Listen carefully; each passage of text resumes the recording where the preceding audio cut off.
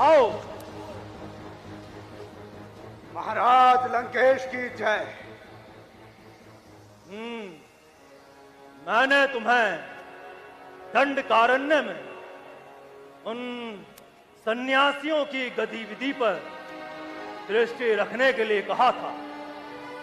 क्या सूचना लेकर आए हो?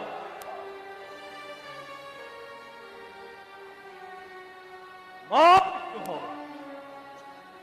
बोलो। मेरे मौन का अनुपयुक्त अर्थ ना निकाले लंकेश।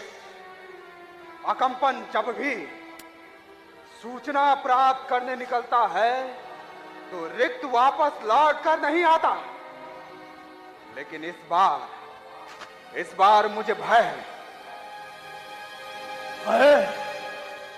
कैसा भय? मुझे भय है मृत्यु का। कहीं आप मेरी सूचना सुनकर आप मेरी हत्या न करते।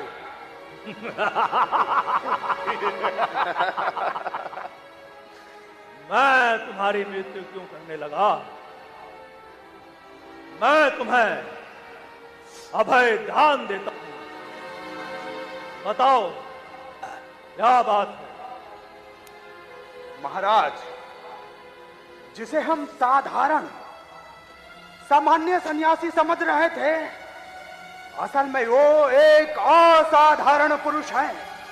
एक ऐसा पुरुष जो युगों युगों में एक बार ही जन्म लेता है। ऋषियों की तपस्या और उनके आशीर्वाद से जन्म लिया है उसने।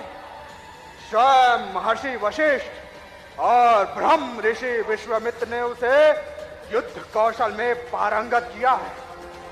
अग्नियास्त्र से लेकर दिव्यास्त्र, ब्रह्मास्त्र तक है उसके पास। इस संसार के समस्त धनुर्धर में सर्वश्रेष्ठ धनुर्धर है वो। और महाराज, तारकासुबाहु, खरदूषण जैसे अनेक महाराक्षसों को उसने एक ही बार में धराशाही कर दिया।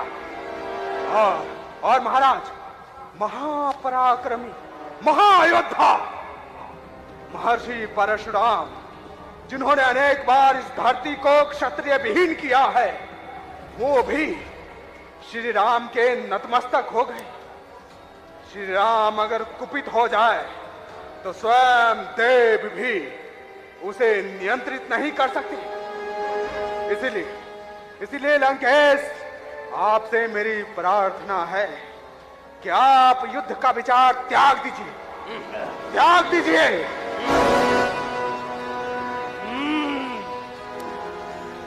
यदि राम इतना शक्तिशाली है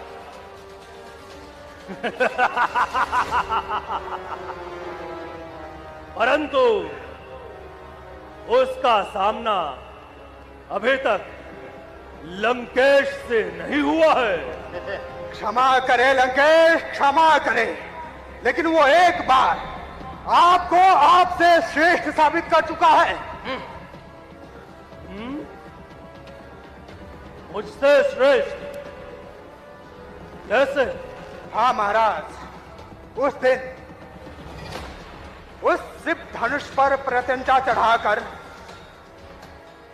मिथिला नरेश की पुत्री सीता से उसने विवाह किया।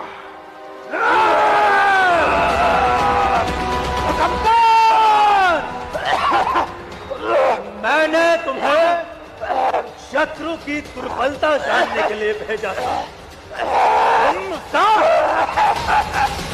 तुम गान गा रहे हो? उनकी एक दुर्बलता है महाराज, एक दुर्बलता।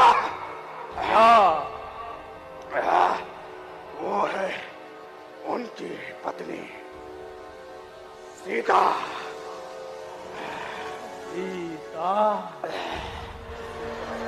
सीता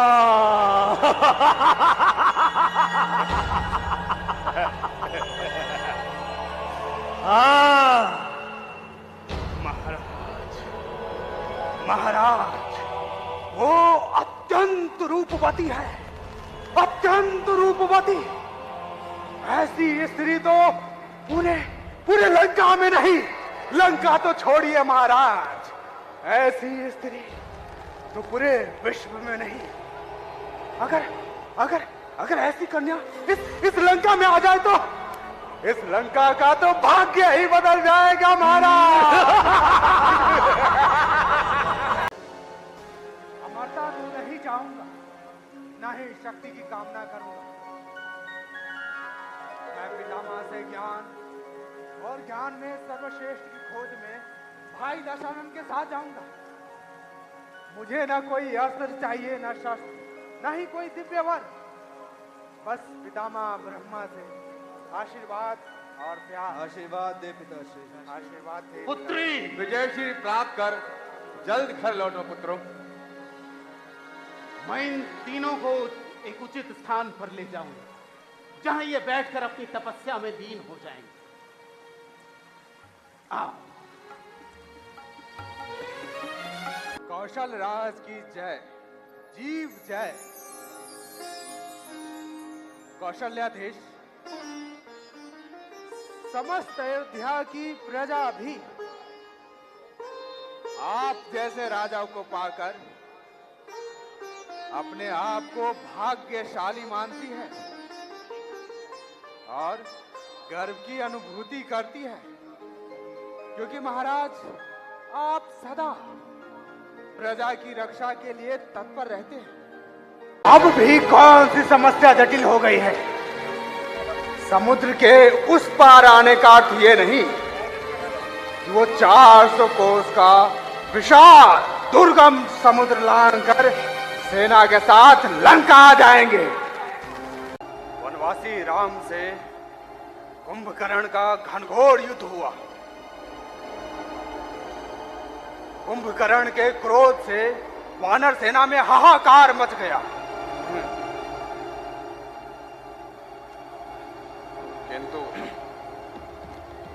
किंतु अंत में कुंभकर्ण राम के हाथों पराजित हुए।